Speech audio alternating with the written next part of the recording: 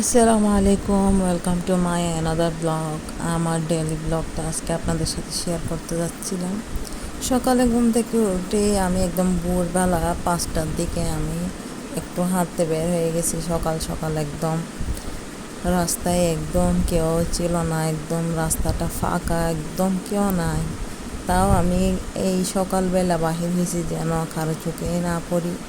ওই রকম অনেকজন মানুষের সামনে হাঁটা আসলে অনেক আনইজি ফিল হয়। সেজন্য আমি একদম মানুষ যখন নাই তখনই আমি ঘুম থেকে উঠে আমি একদম ভোরবেলায় নামাজ পড়ে বের হয়ে গেছিলাম একটু হাঁটতে বের হয়ে আমি প্রায় অনেক দূরে, আমি 40 মিনিট মতো হাঁটতেছিলাম, আসতেছিলাম আর যাচ্ছিলাম। আসলে সকাল সকাল বাহির হয়ে হাঁটাটা অনেক বেশি প্রয়োজন শরীরের জন্য এবং নিজের জন্য।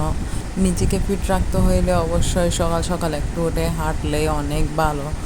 যেটা আমি ঘুম থেকেই উঠতে পারি না, ঘুম থেকে কোনো রকমেই উঠতে পারি না, আর উঠলে আনইজি ফিল হয় বাহির হইতে সবার সামনে হাঁটতে যাব ওইটা ভেবে। কিন্তু আজকে একদম ভোরবেলা উঠে যখন গেলাম দেখতেছি কেউ নাই একদম।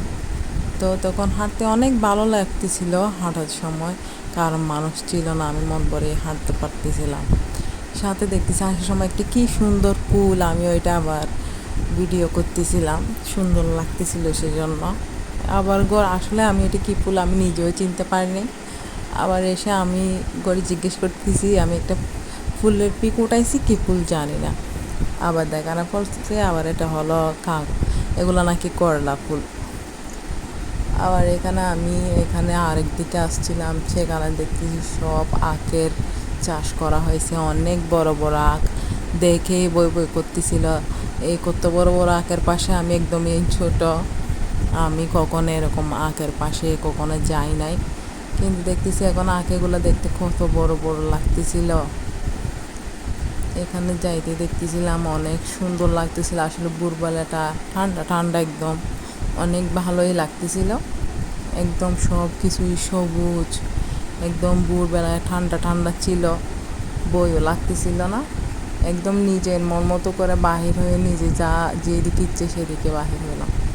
আবার সেখানে এসে আমি আসলে ঘুমিয়ে পড়ছিলাম। ঘুম থেকে উঠে আমি আবার রান্নার জন্য প্রস্তুতি নিচ্ছিলাম। এখানে আমি কিছু সবজি রান্না করতেছিলাম, যেটা আমি কে আমার মতো সব মশলা একসাথে নিয়ে নেন। আমি আসলে মাটির চুলায় রান্না করি বেশি, সেই জন্য আমি সব মশলা একসাথেই নিই, তারপরে রান্না করি। অনেকে হয়তো বা বলতে পারেন এটা আবার কেমন রান্না, সব কিছু একসাথে নিয়ে নিচ্ছেন। আসলে মনে করেন আমি আবার উঠবো, আবার মশলা এটার জন্য যাব এটার জন্য যাব, তো সেটা তো মনে করেন পুড়ে যাবে একটা দিলে মশলা। সেই জন্য আমি সব কিছু এক পাশ করে নিই, তারপরে এরপরে ওর পানিগুলো একটু করে পানি দিলে মনে করেন সাথে দিলে তখন পুড়ে যায় না মশলাটা। আমি আসলে আগে একটু করে পেঁয়াজটা দিয়ে ব্রাউন কালার করে ফেলি, তারপরে একটু একটু ব্রাউন কালার হয়ে যায়, কারণ পেঁয়াজের সুগন্ধিটা অনেক ভালো লাগে যখন ব্রাউন কালার হয়ে যায়। তো ওখানে আমি আবার মশলাগুলো দিয়ে দিই, কিন্তু আমি আজকে একদম তাড়াহুড়োই ছিলাম, সেই জন্য আমি সব মশলাগুলো একসাথেই দিয়ে দিয়েছি। একসাথে দিয়ে দেওয়ার পরে আমি ভালোভাবে কষিয়ে নিয়েছিলাম। কষিয়ে নেওয়ার পরে আমি আস্তে করে মাছটা দিয়ে দিয়েছিলাম। মাছগুলা কাঁচা থাকতে একদম নাড়াচাড়া করে ফেলতে হয়, না হয় একদমই নাড়াচাড়া যায় না। যখন কাঁচা থাকে তখনই ভালোভাবে মশলার সাথে একদম মিক্স করে নিতে হয়, না হয় একদম রান্নাটা হয়ে গেলে তখন ধরা যায় না আর। আপনাদের কার কার আসলে মাছগুলো ভালো লাগে? আমার আসলে আগে ভালো লাগতো, কিন্তু এখন আমি আর খেতে পারি না, এখন একটু খারাপই লাগে।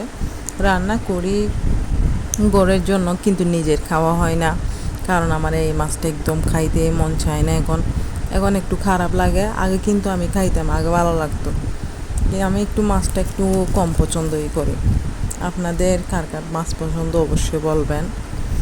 আসলে রান্নাটা কেমন হয়েছে একটু বলবেন, কেমন হয়েছে, সুন্দর হয়েছে, কি সুন্দর কালার হয়েছে না? আসলে আমার একদম রেড কালার হয়ে গেলে, সুন্দর করে রান্না করলে একদম লাল লাল মরিচের একদম কালার একটা আসলে আমার খুব ভালো লাগে ওই কালারটা। এরপর আমি রান্না করতেছিলাম হলো ওই সবজি তো আমি সব মশলা একসাথেই নিয়ে নিয়েছিলাম। তারপর মশলা পুড়ে যাচ্ছিলো, সেই জন্য আমি একটু করে পানি দিয়ে দিছি। তারপরে এরপর আমি ভালো করে কষিয়ে নিচ্ছিলাম। এখানে পেঁয়াজ, মরিচ, এই ধনিয়া গুঁড়া, একটু করে হলুদ গুঁড়া, জিরা গুঁড়ো সব একসাথে দিয়ে আমি ভালোভাবে কষিয়ে নিচ্ছিলাম। এরপর আমি এখানে একটা আলু করে কুচি কুচি করে কেটে নিয়েছি। এরকম কতগুলো আমি এখানে সবজিটা নিয়েছি। আপনারা কে কী বলে অবশ্যই বলবেন, এই সবজিটাকে আপনারা কি বলে থাকেন। এই সবজিটা আসলে একটু করে ডাল দিয়ে রান্না করলে অনেক বেশি মজা হয়। আমি এখানে একদম চিংড়ি চুটকি আছে, ওই চিংড়ি চুটকিটা দিছি। একদম চিংড়ি শুটকিটা একটু এখানে দিলে ফ্লেভারটা ভালো হয়, খাইতে ভালো লাগে। না হয় চিংড়ি মাছ থাকলে চিংড়ি মাছও দেওয়া যায়। আমার হাতের পাশে চিংড়ি মাছ ছিল না, সেই জন্য আমি এই চিংড়ি চুটকিগুলো দিছি। আপনাদের কার কার ভালো লাগে চিংড়ি চুটকির সাথে এই রান্নাটা করতে? আসলে অনেকে চিনে রান্নাটা, অনেকে খায়, আবার অনেকে জানি না কার কার কীরকম করে রান্না করে। আমি আমার মতোই রান্না করতেছি, তাই আমি আপনাদের সাথে শেয়ার করতেছি। আপনাদের কেমন লাগছে আমাকে বলবেন। এই রান্নাটা কীরকম হয়েছে, সুন্দর হয়েছে না? এই কালারটা সুন্দর লাগতেছিল, তাই না?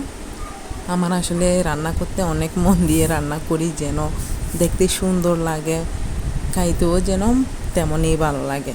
তাই আমি আস্তে আস্তে করে সুন্দর করে রান্না করতেছিলাম। তার মধ্যে আমি পরে ভাবতেছি ডাল দিলে একটু বেশি মজা হয়, আমি আবার ডাল কিছু ধুয়ে আবার ডাল দিয়ে দিছি। ডালটা একদম ফার্স্টে দিয়ে দিলে ডালটা একদম গলে যায়, সেই জন্য আমি ডালটা একটু পরে দিছি, যেন একটু বিচি বিচি ভাবটা থাকে আর কি। মানে একটু একটু যেমন কি আমরা তরকারিতে বিচি দিই না, ঠিক তেমনই যেন লাগে, সেই জন্য আমি ওইরকম করে ডালটা দিছি, যেন পরে দিলে এখন হালকা হালকা একটু দেখছেন কীরকম কী সুন্দর হয়েছে না? এখন এগুলো খাইতে ভাত দিয়ে খাই, গরম গরম ভাত দিয়ে খাইতে আসলে অনেক সুস্বাদু হয়। সবজি থাকলে ভাত খাইতে পারে, সবজি না থাকলে ভাত খাওয়া সম্ভব না। আসলে আমার এই রান্নাটা এখন শেষ, এখন একদম শেষের দিকেই, তেমন কিছু এখন আর করতেই হবে না। আমি লবণও চেক করে দেখছি, এখানে দেখতেছি লবণ হয়েছে অনেক, একদম পারফেক্টই হয়েছে। আপনাদের কার কার এই সবজি খেতে ভালো লাগে? আসলে আমার ডেইলি ব্লগ বলতে আমার একদম ডেইলি একটা কাজ করতে হয়, সেজন্য আমি এই ভিডিওগুলাই বানাই। সেজন্য আমার এত কিছুই বলা রান্না নিয়ে, কারণ আমার একদম একটা একটা প্রত্যেক দিন ভিডিও আমি আপলোড দিই, সেজন্য আমার ভিডিওটা রেডি করতে হচ্ছে, তাই আমি ভিডিওটা রেডি করতেছিলাম। কেউ কিছু বিরক্ত বোধ করবেন না, আর বিরক্ত বোধ করলে অবশ্যই অ্যাভয়েড করবেন। আর ভালো লাগলে অবশ্যই পাশে থাকবেন, লাইক করবেন, সাবস্ক্রাইব করবেন। আমার একদম পেজ দুটোটাতে আমি ইউটিউবের মধ্যেও দিয়ে থাকি, আমার ফেসবুকও আমি দিয়ে থাকি। আপনাদের যদি ভালো লেগে থাকে আপনারা আমাকে সাপোর্ট করতে পারেন। এখানে আমি টমেটো নিয়েছি 2টা, এখানের মধ্যে একদম একটা বিচি কীরকম হয়ে গেছে, আমি ওগুলো আবার এক পাশে রেখে দিচ্ছি, কারণ এটা আমি পরিষ্কার করব। আর আমি এগুলো একদম ছোটো ছোটো করে কেটে নিচ্ছি। টমেটো ওই যে মাছে দেওয়ার জন্য আর কি, আসলে মাছে দেওয়া হয়নি, সেই জন্য। আসলে এখন আমি রান্না আরেকটা করব, অনেকজন অনেক রকম বলবেন এই তো, কারণ সব মাছ তো আর এই মাছটা তো সবাই খায় না, সেই জন্য আমি আলাদাভাবে আবার আরেকটা মাছ রান্না করতেছিলাম। তাও আমি এখানে মশলা সব একটা প্লেটে নিয়ে নিয়েছি। এদিকে এই মাছটা কে কে চিনতে পারছেন বলেন তো? এই মাছটা কি মাছ হতে পারে বলেন তো? এটা আসলে আমরা আমাদের ঘরে মেটে মাছ বলে থাকি। আমাদের বাচ্চাদেরকে একদম কাঁটা থাকে না, একদম বাচ্চাদেরকেও খাওয়াতে সুবিধা হয়, কারণ কাঁটা কম থাকলে ওই মাছগুলো খাওয়াইতে একটু সুবিধা হয়, তেমনটা কাঁটা বাঁচতে হয় না, সেই জন্য। আর আমি এখানে ভেন্ডি ভাজি করে নিচ্ছিলাম। ভেন্ডি ভাজির জন্য আপনারা আসলে অনেকে ভেন্ডি বলেন, অনেকে ঢেঁড়স বলেন, আমার একটু ঢেঁড়স বলতে ভালো লাগে, আমি তাও বুঝতে পারতেছিলাম না, সেই জন্য আমি ভেন্ডিটাও বলছি। আবার যারা ভেন্ডি বলেন না তারা আবার ঢেঁড়সকে লজ্জা দিবেন, যারা ঢেঁড়স বলেন তারা আবার ভেন্ডি বলছে, এটার জন্য লজ্জা দিবেন, আমি জানা আছি, কারণ আমিও লজ্জা দিতাম ওইরকম। আমি যখন শাশুড় বাড়িতে আসছিলাম, আমি আমার ফ্যামিলিতে তো আমি গড়ে থাকতে আমার আব্বা আমাকে শিখাইছিল হলো ঢেঁড়স বলতে, আবার দেখি ওরা ভেন্ডি বলে, তাই দুটোটাই ইউজ করতেছি আর কি। এখানে আমার বাবির আম্মু আসছিল, উনি আসার সময় অনেক কিছুই আসলে নিয়ে আসা হয়েছিল, যেটা আমি একদম ক্যামেরাবন্দি করতে পারি নাই। আমি এখানে ওরা আনারস খাওয়ার জন্য, বাচ্চারা যখন আনারস দেখছে অথচ খাই না, বলতেছে আমি আনারস খাবো, সেই জন্য আবার ভাবি নিজে আবার আনারসটা কাটতে পরিষ্কার করে নিচ্ছিলেন এই বাচ্চাদের জন্য, এবং সবাই আছে মেহমান, ওদের জন্য একটু আনারসটা পরিষ্কার করে নিচ্ছিল। আসলে আনারসটা পরিষ্কার করতে অনেকেই টেকনিক আছে, যেটা অবলম্বন করে আনারসটা কাটতে হয়। না হয় একদম একরকম হয়ে যায়। এরপর একদম এগুলো আমি ছোটোবেলা থেকে বাহিরে থাকতে, সৌদি আরবে থাকতে আমার এই খাবারটা একদম খুব ফেভারিট একটা খাবার ছিল, যেটা আজকে বড় ভাই আনছিল।